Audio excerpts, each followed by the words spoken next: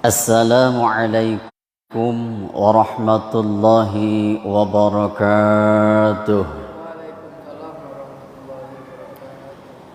Alhamdulillahilladzi anzalal Qur'an hudan linnasi wa bayyinatin minal huda wal furqan.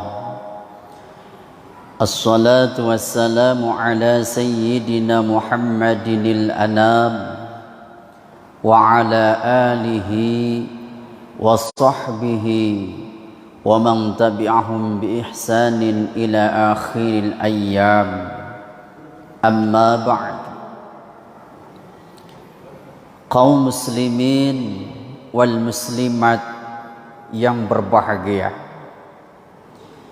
alhamdulillah, segala puji hanyalah milik Allah Subhanahu wa ta'ala yang telah menurunkan kitab suci Al-Quran sebagai pedoman hidup kita di muka bumi ini. Hingga alhamdulillah sampai saat ini kita semua masih diberi kesempatan untuk bisa membaca daripada kitab suci Al-Quran tersebut.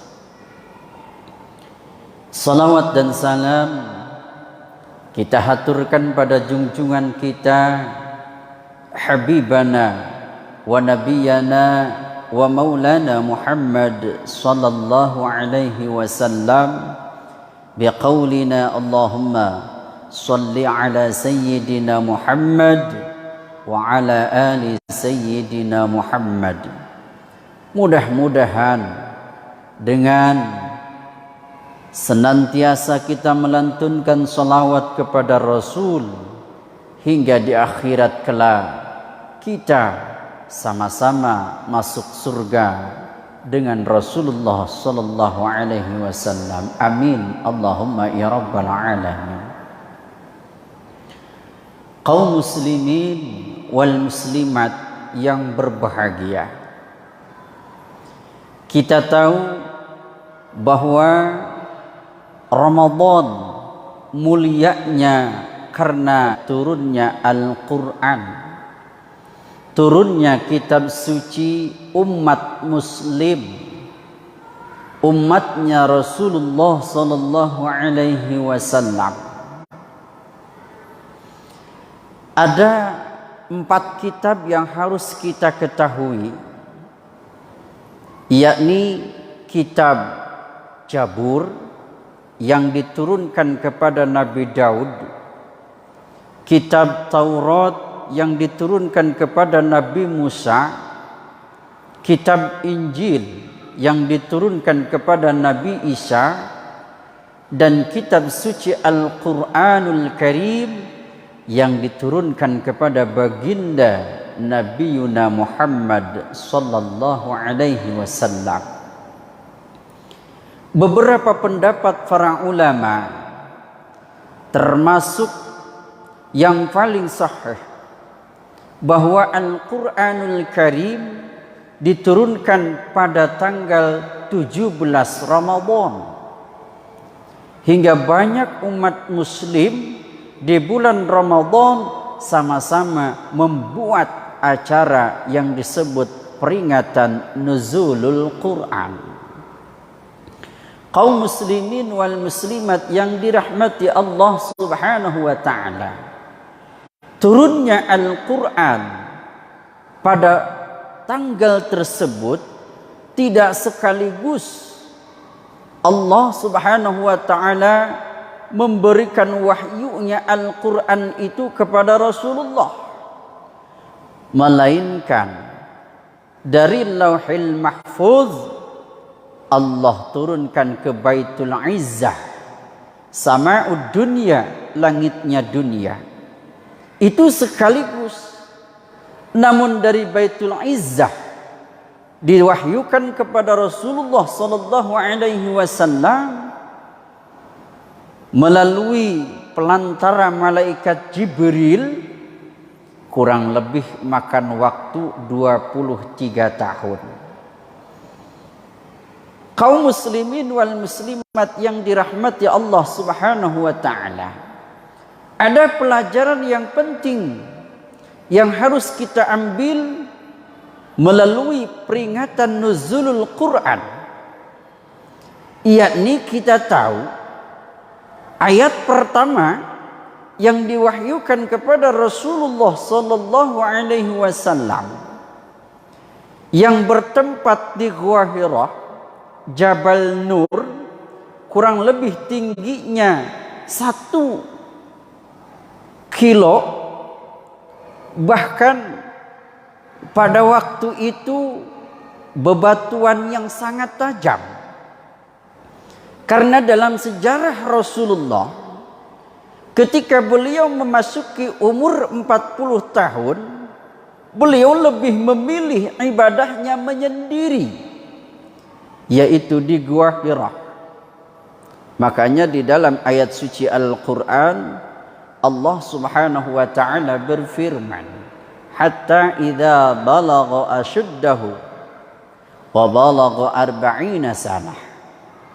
Ini dalam surah Al-Ahqaf ayat 5 menjelaskan bahwa ketika kita sudah memasuki umur 40 tahun, maka banyaklah ibadah.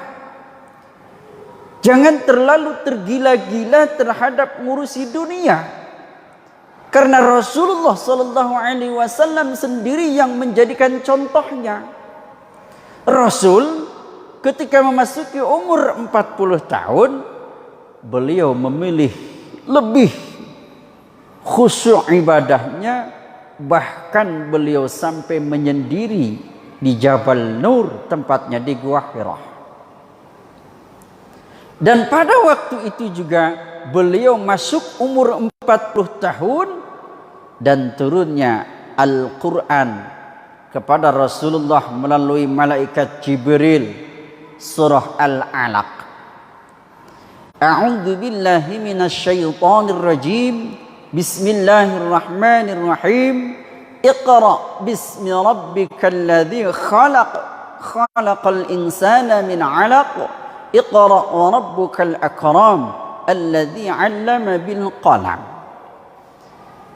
Iqra, wahyu yang pertama diberikan oleh Allah Subhanahu wa taala kepada Rasulullah melalui malaikat Jibril.